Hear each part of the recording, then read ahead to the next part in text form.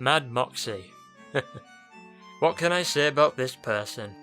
Well, she is as dangerous as she is seductive. Be wary if you ever come across this fascinating individual on your adventures. She is often rather friendly, but she is sadistic. Sometimes it's hard to tell how she feels about certain people, and you could say that her words can be at times cryptic. She is a woman of fine taste and has earned herself quite a reputation around Pandora, partially due to the many affairs she's had with numerous lovers, both male and female. I think it's safe to say that for many out there, Moxxi is indeed a desirable woman. Well, at least by Pandorian standards. Then again, perhaps there are more than a few people who find that clownish makeup attractive. We all have our tastes. Hello everyone, I am RedBeakRaven and welcome to the story of Mad Moxxi. So sit back and relax, watch and or listen as we dive into the story of this alluring woman.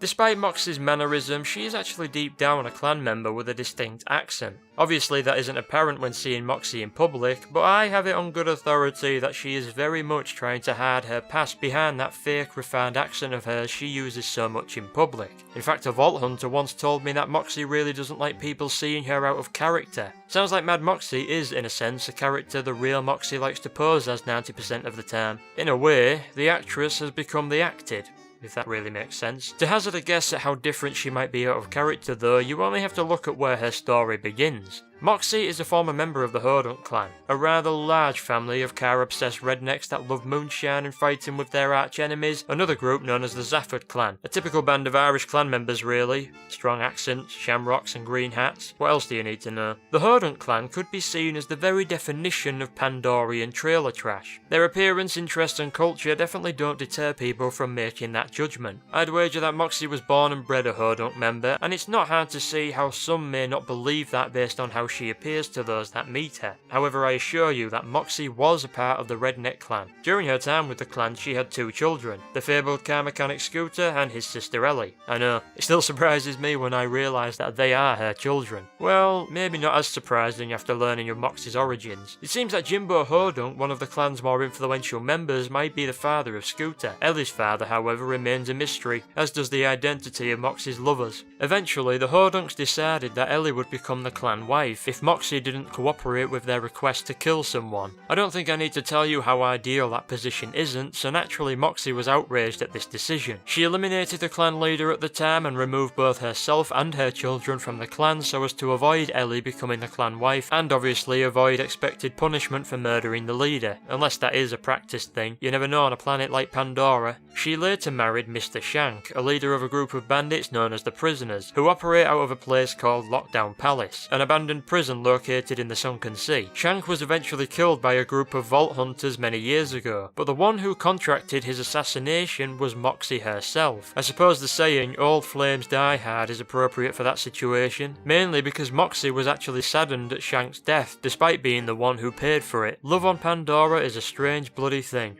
Literally. At some point before Moxxi's time at the Underdome, she married none other than Marcus Kincaid, the sleazy arms dealer that owns all the ammunition and weapon vending machines on Pandora. I'm not sure how exactly that marriage ended, but knowing Marcus and Moxxi, it's not a surprise it did. I've heard rumours here and there that Marcus kept lewd pictures of Moxxi. Don't know what happened to them myself. No, I promise you. I've no idea if they even exist. I've never owned them or made copies of them. I don't know what you're talking about. Anyways, it seems that Marcus has a pastime other than something that involves weapons. I'm sorry, that was, Moving on, so in order to provide her with a distraction and search for a new husband, Moxxi became the hostess and commentator of the Underdome. This is where her sadistic nature shone bright in all its bloody and violent glory. She found it thrilling to see Vault Hunters, adventurers, bandits, and God knows what else brutally kill each other in the arena. Although she isn't the only one on Pandora that enjoys brutality, her ramblings and comments during the Underdome matches indicated that a level of insanity exists within her mind. Mad Moxxi, after all, probably isn't just a stage name. Moxxi also ran a bar in the southeast area of the Deep Fathoms, which I believe is not far from the Underdome itself. Eventually, Moxxi had a brief relationship with Mordecai, the highly skilled sharpshooter and one of the founding members of the Crimson Raiders. After their short time together took a turn for the worse, not like it wasn't expected, Moxxi moved on to the one and only tyrannical Handsome Jack. If you're wondering what happened to the Underdome, that if Moxxi really did move on after she found her new relationships, well, I couldn't say if Moxxi did abandon it entirely, but it was destroyed by Hyperion on the orders of Handsome Jack. He apparently didn't take getting dumped by Moxxi too well and decided to get revenge in quite a destructive way. But that didn't really matter after she betrayed him, which resulted in the destruction of the Eye of Helios, a powerful super weapon that could wipe out entire settlements. Moxxi did actually feel something for Jack, but she supposedly saw right through him and could see for herself the megalomaniac that he was.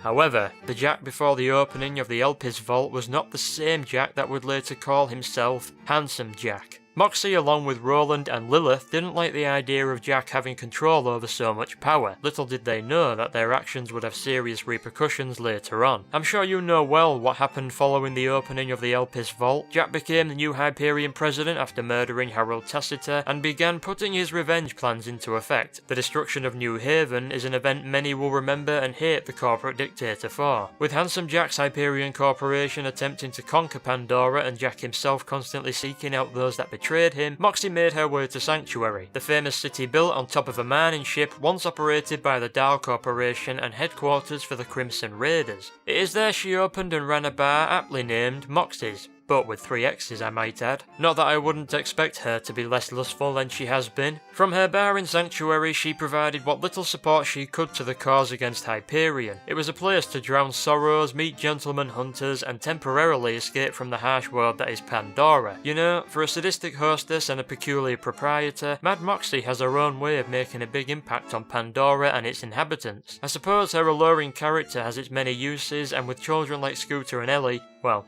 let's just say she can catch a ride. I've heard in more recent times that Moxxi was in negotiations with Mr. Torg over ownership of the Torg Arena. Seems she's taken a liking to owning an arena of death. Also, I believe she was running a tavern at one point called Moxxi's Grog and Girls. Interesting name, but the last I heard of Moxxi was that she tried to set up a wedding between members of the Zafford and Hodunk clans. I suppose that's one way to bring peace to a feuding family. Interesting to hear that she still cares. In fact, Moxxi herself is surprisingly compassionate. That is until the fighting starts, which is something that Pandora has an abundance of. You know, they say Moxxi's mad. I'd say that whole bloody planet's mad. Now TK Baha, there's a straight thinker. Wonder if he's still around. Last I heard he took up a peculiar hobby. Collecting brains, believe it or not. Pandora. That planet's got its fair share of stories, even if they are as absurd as they sound. You know, I haven't heard anything about Pandora for a while. I wonder what the future will bring for that planet. Perhaps Moxxi will continue to cement her place in that planet's history. Perhaps one day she will surprise us all and become the ruler of the planet. And I can tell you now, that wouldn't surprise me. And that concludes the story of Mad Moxxi. Thank you for watching and listening. Now let me know in the comments below, what are your thoughts on this strange woman? What do you think is next in store for her in Borderlands 3 or whatever the next game will be called? Do you think she is truly mad or just has the average Pandorian mind? Let me know what you're thinking in the comments below and I'll give them a read. So hit the like button if you like this video. You can also follow me on Twitter or like me on Facebook. Links to those you will find at the bottom of the description. Anyways, that's all from me. So until next time, I'll see you soon.